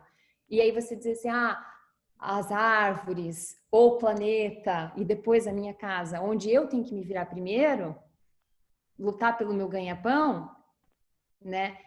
Eu digo aqui, Brasil, sim. E eu não estou dizendo que esse é o meu caso específico, porque sim, eu sou privilegiada, nossa, imensamente, assim, tenho muitos privilégios. Mas, assim, só queria mesmo essa colocação que eu não sei se eu me perdi, mas acho que eu não senti essa questão do voto e como isso deveria ser olhado, esses 43 milhões de votos. E não só por uma questão de, essa pessoa é isentona. Porque até em Minas Gerais eu estava lendo numa das notícias, isso foi um manifesto de dizer assim, bom, para o deputado, para o vereador lá, enfim, acho que era a eleição municipal, você não fez a nossa rua, o nosso calçamento, enfim, então ninguém vota. Que na época, quando a cédula era escrita, você podia escrever e mandar bilhetinho, ainda que ninguém fosse ler, né? Mas você xingava a pessoa, manifestava o seu sentimento. E agora a gente não consegue falar isso, né? Simplesmente eu vou lá, não, vocês não me representam. Talvez haja uma mudança política, talvez haja uma proposta de uma reforma eleitoral. Enfim, se você puder falar. Sim. Não, eu super entendo o que você está falando. Inclusive, eu conheço muitas pessoas que votaram nulo. Muitas pessoas da minha família votaram nulo. E por essas duas questões principais que você trouxe. Primeira, nenhum dos dois me representa. Eu estou absolutamente pé da vida com o PT. Não quero mais o PT. E aí vem um novo que parece que não sei se é bom também, porque também não queria ele. Mas e agora, né? O que eu vou fazer da minha vida? Eu vou ter que escolher entre... Eu não gosto de nenhum, eu não quero nenhum, né? E por essa razão e também pela razão de esse debate o país está um caos, né? O debate político está um saco. Tá todo mundo se acusando. Eu não quero participar disso. Esquece a política. Por mim, eu anulo meu voto, nunca mais eu voto. Não quero mais política, né? Então, porque a gente desanima também. Eu acho que isso é um direito de todos nós temos o direito de votar nulo, né? Então, assim, não tenho o que falar. Ao mesmo tempo que, obviamente, todas as nossas ações têm consequências, né? E tem uma importância ali. Então, quando alguém chega, pé da vida com você, né? Porque você votou nulo, te chamando você de isentona e tal, porque essa pessoa tá pé da vida que esse governo tá aí, né? Então, assim, pô, você não sabia, né, que você estava ajudando, assim, mas você respeitou a sua coerência. Então, assim, gente, quem sou eu para julgar? Quem somos nós para julgar? Tipo, agora, eu acho que é importante a gente estar consciente apenas de que estamos fazendo escolhas, né? Então, quando você está escolhendo nulo, você está, de uma certa forma, fazendo uma escolha também. Uma escolha que vai, de fato, gerar uma consequência, né? Então, e eu sinto muitas vezes que essa desmoralização da política, né? Essa coisa de não, é tudo igual, político é tudo igual, não adianta, né? Isso tem crescido muito, isso já era uma concepção, né? Assim, que muita gente tinha, mas cresceu muito. E aí, se ninguém se interessa por política, se a gente está completamente descrente da política, vai ter gente que vai estar lá aproveitando. Que bom que o povo está descrente da política. A gente pode ficar aqui à vontade de fazer o que a gente quiser, né?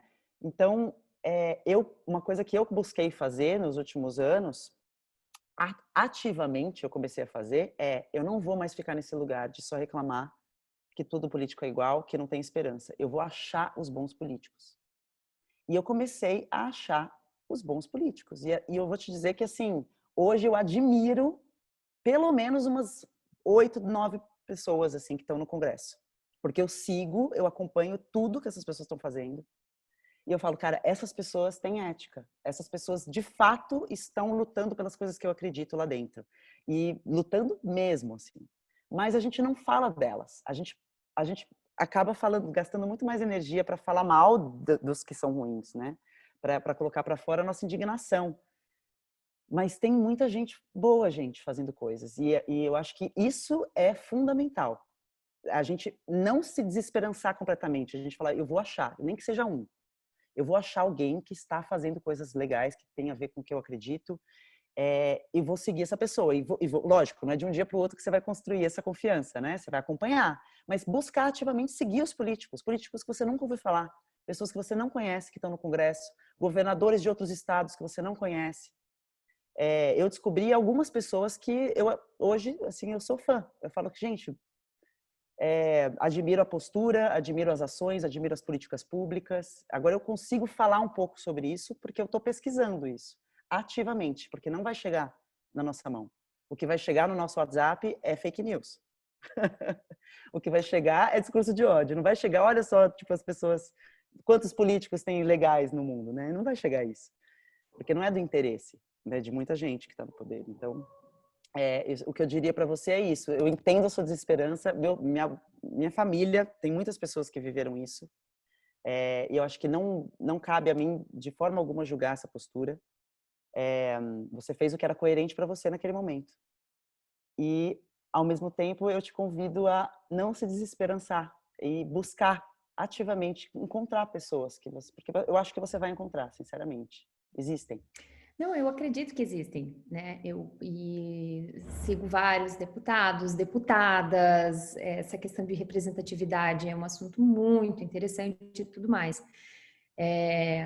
Mas também na hora de um só, quando a gente coloca, né, na questão presidencial, e que eu acho que a preocupação maior seria a eleição para deputados deve ser olhado com muito mais atenção do que tanto quanto a presidencial, porque enfim, né, o legislativo está ali, é ele que vai dar ou não dar, ceder ou cortar, enfim.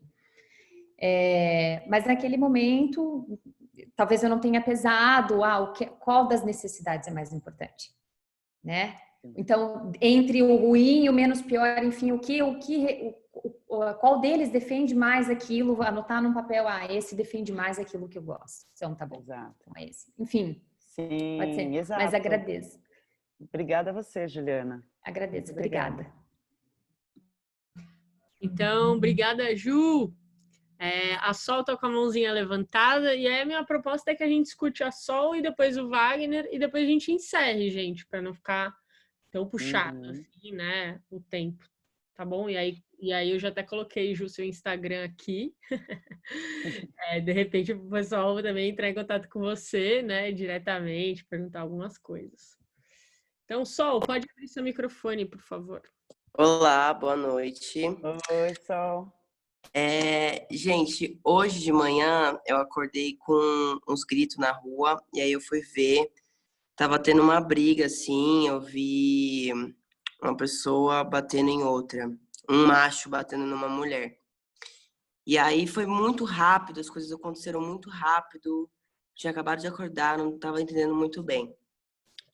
A pergunta que eu tenho é, em momentos de casos de violência que a gente vê assim, de ataque, né, de algum tipo de agressão física, qual vocês acham que a melhor atitude para fazer?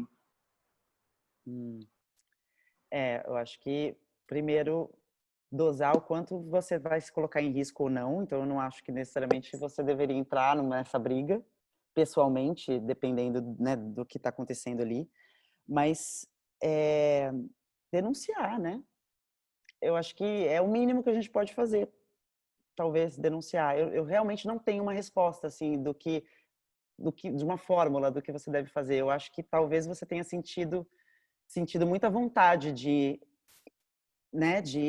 aplacar aquilo, né? De parar aquela violência, né? Sim.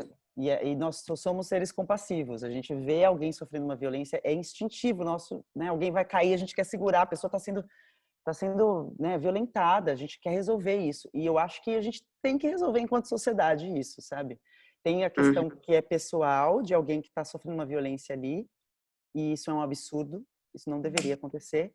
E a gente precisa pensar tanto na nossa atitude pessoal ali, o que a gente pode fazer para ajudar, né, para acabar com aquilo naquele momento, mas principalmente pensar em políticas públicas, porque tudo é sistêmico. As coisas, a gente tem uma cultura que favorece esse tipo de violência, né? A gente tem falas que acontecem, que são naturalizadas, violências que são naturalizadas, né? Por isso que a gente fala, racismo estrutural, essa violência é estrutural, violência contra a mulher também. Então, de pensar no nível individual, sim, e se preocupar e pensar no nível estrutural. Como é que estruturalmente a gente vai pensar em políticas públicas que possam acabar com esse tipo de violência, sabe? Que possam prevenir esse tipo de violência. E dentro da CNV a gente fala do uso protetivo da força, né? Então, o objetivo máximo é a preservação da vida. Se existe uma situação na qual a vida está em risco, a integridade física da pessoa está em risco, a primeira coisa é realmente conseguir encontrar estratégias para afastar a vítima da agressão da pessoa que faz a agressão, né? E aí, então, no momento é isso. A Amanda Moré, querida, que bom que você está aqui. Até falou, filmar talvez ajude. Vídeo que aconteceu com o caso do George Floyd, né? Então, de alguma maneira, avisar, olha, tô chamando a polícia, tô denunciando, tô filmando, para tentar parar com aquilo, para que a vida seja mantida. E aí é muito interessante também pensar no que a nossa cabeça quer fazer, o que o nosso senso de justiça quer fazer depois disso. E daí vem um passo adiante, né? Que é a pessoa que foi o autor da agressão, ou a autora da agressão, ela tem que ser punida? Como? E como que a gente pode pensar numa punição que vá fazer com que essa pessoa realmente pare de fazer esse tipo de agressão? É muito doido, porque a gente tem um sistema de fazer justiça que não faz com que as pessoas tenham consciência do impacto das suas ações e, de fato, se reestabeleçam na sociedade com uma chance menor de continuar cometendo aquele crime, né? Então, tem todo um sistema, e aí, por isso, tem todo o movimento da justiça restaurativa, do qual o Dominique Barter é um dos pioneiros no país, né? Ele trouxe a comunicação não violenta para o Brasil, e ele está bem à frente desse movimento. E aí ele está falando da... Então, também aí tem muita coisa, né, para a gente mudar. E é interessante porque eu ouvi dizer, recentemente, que todos os tribunais federais vão precisar ter círculos restaurativos. Então, vai ter uma demanda absurda. Assim, eu não sei exatamente como é que isso vai funcionar, mas é uma sementinha. Assim, o pessoal da Justiça Restaurativa no Brasil literalmente nada contra a corrente, ferozmente, em grande parte de maneira voluntária, para fazer com que isso vingue aqui. E parece que esse foi um passo importante, assim. Mas só você, como é que foi? Te contemplou essa resposta? Essa resposta. Então, porque assim, eu também pensei em filmar na hora para poder filmar a pessoa, e aí na hora eu fui também, eu pensei em, sei lá, porque falava para a pessoa parar, né, e a pessoa não para também, e aí eu também pensei na hora sobre a minha vida também, né, é muitas coisas, né, e isso que falaram aqui, né, tipo, o George morreu e ninguém fez nada, né, as pessoas só gravaram, né. E você falou sobre a estrutura do julgamento também, me fez lembrar a novela que vai sair no ar agora, Torre de Babel, que é a história de um cara que mata uma mulher e aí depois de 20 anos que ele sai, ele quer se vingar da pessoa que fez ele ficar na prisão, né? E eu acho que é muito... E a novela não mostra que o que ele fez... Que fez ele ficar na prisão, né? E não mostra políticas com que isso mude, né? Já faz um tempo que, aliás, a gente é aqui brasileiro e a gente vem de um histórico muito violento, né? Eu tô estudando sobre comunicação não violenta e, assim, a violência, ela é uma estrutura da branquitude, né? Do colonialismo, né? Do eurocentrismo. E bom, estar aqui eu acho que já é um passo, assim, para trazer isso nos meus conteúdos também, né? Falar sobre as minhas dores, sobre as nossas dores, de uma forma que que fale com pessoas que tenham esse valor também da família, né? Uhum. Maravilha. Obrigada, Sol. Valeu, Sol, pela participação. E, manda, conta pra gente o que você tá fazendo de CNV. A gente tem todo o interesse, assim, em se conectar com mais pessoas que estão pensando em multiplicar isso pelo Brasil. Legal, vou compartilhar aqui o link que eu tô ouvindo, Massa. que é um curso de comunicação não violenta maravilhoso. Vou mandar para vocês. Obrigada, Sol. Gratidão. E aí, tem mais uma pessoa? O Wagner não levantou a mão, mas ele colocou aqui no chat. Wagner, se tiver aí, é só abrir o microfone.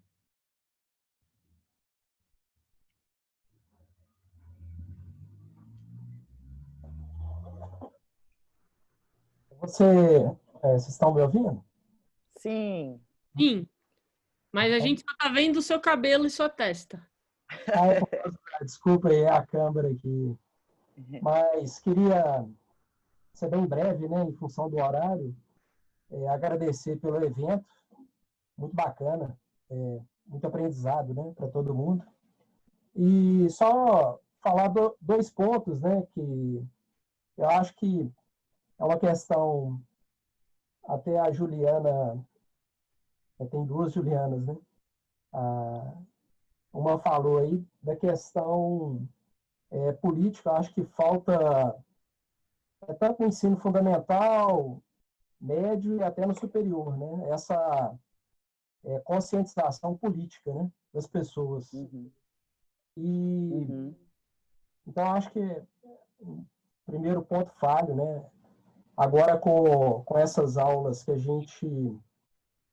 eu tenho 2 filhos, né? A gente acompanha as aulas e a gente vê uma falta nos diversos conteúdos, até em conteúdos, por exemplo, de história, geografia, em que poderia ser criada uma consciência política maior. A gente vê que isso não é abordado, né? Então, esse é um ponto. E um outro ponto, eu acho que é a questão da mídia, né? A Juliana falou, por exemplo, quantos políticos que fazem um ótimo trabalho e isso não aparece nos meios de comunicação. Em relação às outras profissões também. E, às vezes, só aparece a prática ruim, né? O que leva a maioria das pessoas a pensar que todo mundo é igual, né? Tá? Então, só queria destacar isso. Né? Acho que a questão da educação nossa, que é muito falha, e a questão da mídia, né? Teria que ser revisto isso aí, né? Acho que a democratização da mídia. O pessoal, às vezes, usou um termo, eu acho que foi inadequado e criou uma repercussão muito ruim, que foi regulamentar a mídia, uma coisa assim. Eu acho que é democratizar a mídia. Acho que falta isso. Tá? Perfeito. Obrigado. Perfeito. É democratizar o poder, né? A mídia no Brasil, ela está concentrada nas mãos de algumas famílias só. E aí, é claro que a democracia sofre com isso também, porque a democracia pede diversidade, né? E ninguém é isentão, né? Assim, a gente tem opiniões, então essas famílias têm opiniões. O Haddad tinha isso no plano de governo dele nas eleições, né? De regulamentação da mídia, nos moldes que tem na França e na Inglaterra, que tinha uma porcentagem que você não podia ter mais do que, sei lá, 20% da mídia nacional. Não lembro exatamente a porcentagem. Então, se você tivesse mais, você teria necessariamente que vender para outro grupo. Então, assim, você garantiria mais grupos tendo controle da mídia e não apenas pouquíssimos grupos, né? Então, é bem importante mesmo. Bem importante. Muito bom, gente. E a Cristiane, que levantou a mão agora. Ai, meu Deus. Vai, Cris. Tem mais uma pergunta, então? Última pergunta? Última pergunta, vamos lá. Boa noite, vou ficar aqui de câmera fechada porque eu já estou em pijamada, me desculpem. Estou adorando a discussão, tá muito bacana para mim. Eu queria fazer uma outra pergunta, porque eu gostaria de sair um pouco da política, mas ainda é político o assunto. Como convencer os familiares da terceira idade, agora nesse momento da pandemia, a não se visitarem e não tornar isso um campo minado? Então, né? Ótima pergunta. Porque, assim, eu fico revoltada, por exemplo, quando eu vejo muitas pessoas aglomeradas e sem máscara. Eu falo, meu Deus, né? O que está acontecendo? Ao mesmo tempo, eu entendo que as pessoas estão desesperadas por encontrar as outras pessoas, que elas estão desesperadas por retomar o contato social, porque nós somos seres sociais, né? E eu imagino que essas pessoas mais velhas também fiquem sozinhas e fiquem muito desesperadas, precisando muito de um contato, né? De falar com aquele amigo, de encontrar com aquela pessoa. Então, acho que a primeira coisa é reconhecer que, assim, tá difícil mesmo. Tá difícil mesmo. Eu mudei de casa durante a pandemia, assim, quando começou a pandemia eu entrei em pânico, porque eu falei, meu Deus, eu vou ficar sozinha. Eu preciso estar perto de pessoas que eu amo, sabe? Eu preciso estar perto de pessoas que são importantes para mim, porque senão eu vou enlouquecer, eu não vou ter mais saúde emocional. Então, a saúde emocional é importante também, né? Mas será que não existem outras estratégias para os seus avós encontrarem com os amigos deles, né? Do que encontrar pessoalmente? Então, reconhecer, eu acho que é muito importante o porquê que eles estão querendo fazer isso. E, ao mesmo tempo, reconhecer, talvez você pudesse falar de como você se sente, porque você ama essas pessoas, né? E você não quer que essas pessoas fiquem doentes. Então, trazer também o seu sentimento, o quanto que essas pessoas são importantes para você, o quanto que você quer que a sua avó, que seus avós fiquem bem. E aí pensar em outras estratégias. Então tá, vamos encontrar, mas de outro jeito. Vamos aprender a usar o Zoom? Eu já estou chegando aqui com uma possibilidade de estratégia, né? Que às vezes as pessoas idosas não têm tanta facilidade. Meu pai, por exemplo, não tem muito, né? Mas, enfim, tô pensando aqui agora, né? Acho que é uma situação bem difícil, bem complexa. Ô, Ju, posso acrescentar? Claro, por favor. Acho que é importante também a gente reparar que, de uma maneira geral, a gente tende a se relacionar de uma maneira diferente com pessoas idosas e com crianças. A gente costuma não considerar que eles podem, sim, estar tomando decisões que são as melhores para eles e que atendem às necessidades deles. Né? Muitas vezes a gente se coloca nesse lugar assim, eu tenho que ser o teu educador, o teu protetor, e o que você vai fazer é isso e pronto. E a gente perde muito quando esse é o ponto de partida, sabe? Porque daí a gente perde de se conectar com a pessoa. Que é o que faz... porque é óbvio, olha a tua pergunta, Cris, como é que eu convenço? Já tá fechadaça, entendeu?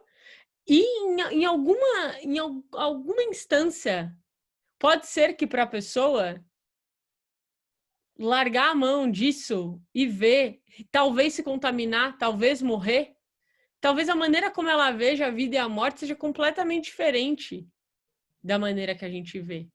Então, esse impulso de querer proteger os outros é o impulso que faz a gente conseguir não ter conexão alguma, por exemplo, com alguém que pensa em suicídio. Que a gente fica assim, não, mas tem que viver, a vida é boa, vai ficar bom, né? Tem uma parte do livro do Marshall que ele fala que ele vai numa casa de idosos, né, onde eles são cuidados, e que tinha uma senhora lá que sempre falava que ela queria morrer. E todo mundo que cuidava dela falava, não, pensa bem, a senhora, tua família, todo mundo te ama, tal, né? Até que o Marshall foi conversar com ela e falou, sim, então tá a única maneira que você enxerga de se livrar do sofrimento que você tem é se sua vida terminar, se você quer morrer. Eu consigo compreender que é isso que você está pensando. Então, de alguma maneira, a gente realmente, assim, é um exercício de humanização radical, de enxergar o outro radicalmente, de entender que o outro tem essa total liberdade. Agora, eu acho que o que pega mais é o quanto isso é... Então, você pode ter essa abertura total em reconhecer que aquela é uma necessidade da pessoa, E aí você pode só trazer um alerta do quanto isso é ético para os demais seres humanos que também estão vivendo uma pandemia, o quanto que cada um de nós não podia se responsabilizar, né, por tentar frear essa transmissão desse vírus de alguma maneira. Então, daí eu acho que seria interessante, porque foge um pouco da vontade individual, do desejo, né, daquela pessoa, e começa a virar uma discussão que é pública, que é do coletivo, e que é importante ser pensada. Sim. E você também tem, todos nós temos essa liberdade de escolha também, né? Assim, eu não sei se você mora com a sua avó, com seus avós, mas é isso, né? Eles estão conscientes de que eles estão colocando a vida deles em risco e a sua vida também, né? Já que se você morar com eles, por exemplo, né? E diante dessa consciência e dessa escolha que eles têm autonomia para fazer, você também pode escolher estar lá ou não estar lá, né? É claro que algumas pessoas têm mais possibilidades de escolhas, outras têm menos possibilidades de escolhas, mas alguma escolha a gente tem, né? Então, assim, não eu vou ter que tomar essa decisão para me proteger, porque você pode estar trazendo o vírus para mim, né? Eu vou ter que tomar uma decisão de me afastar de você. Essa pode acabar sendo uma decisão, né? Que muitas pessoas tenham que tomar e tenham tido que tomar ao longo durante esse período que a gente está vivendo. E é muito difícil, porque é isso, a nossa atitude agora, ela não é só nossa. Ela tem um impacto coletivo. Muito boa pergunta. Maravilha. Respondeu, Cris?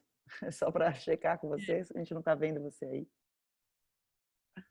Sim, não, com certeza, muito bom, muito bom. É por aí mesmo o caminho e ajudou muito. Gratidão enorme, Juliana. Valeu, Cris. Maravilha. Finaliza aí, cara. Eu quero agradecer demais, Ju, você topar o convite. Você sabe que para mim é uma alegria compartilhar essa trajetória da CNV contigo. Te admiro demais. Fico feliz de ter visto um monte de gente comentando aqui. Meu, que legal! Como é que eu sigo a Juliana? Tal, passei o seu Instagram pessoal. Obrigada por vocês estarem aqui nesse papo hoje com a gente. Então, sigam acompanhando a gente. Eu coloquei o Instagram da Ju. Eu vou enviar a gravação pela newsletter do Instituto Thier, vai ficar também no YouTube do Instituto Thier a gravação desse papo. E espero que a gente apronte mais coisas juntas, Ju. Deixar finalizar aí. Sim, muito obrigada, Carol, por ter me chamado. Eu amo trabalhar com você. Eu agradeço todos os dias ao universo por essa parceria, por esse encontro, porque eu aprendo muito com você todos os dias, sempre. Você me inspira. E para mim é sempre um prazer, assim. E eu não sou muito de fazer lives, né, de fazer essas coisas. Então, você ter me chamado me colocou nesse lugar pela primeira vez, falando de um tema que eu gosto muito. Então, te agradeço muito pela oportunidade, pelo convite, por ter me lançado esse desafio de vir falar aqui sobre política. E agradecer a escuta. Oi? E eu espero que você faça mais. Que online pode ser. O Wagner está perguntando se você tem Twitter. Você tem Twitter? Não tenho Twitter, gente. Não tenho, não dou conta. É muita coisa, não dá, não consigo. Mas tá tenho lá no Instagram, eu tenho Facebook também. E queria agradecer a cada um de vocês, gente, pela escuta mesmo, pela atenção, pelo interesse. Muito obrigada. Muito gostoso estar todo mundo aqui. Enfim, algumas pessoas conseguiram manter as câmeras abertas, ver a cara de vocês, ver né, as expressões, vocês aqui junto com a gente. Muito obrigada pela escuta de todo mundo. Então é isso, gente. Boa noite, boas conversas. Seguimos. Seguimos. Muita sorte para todos nós. Muita saúde também.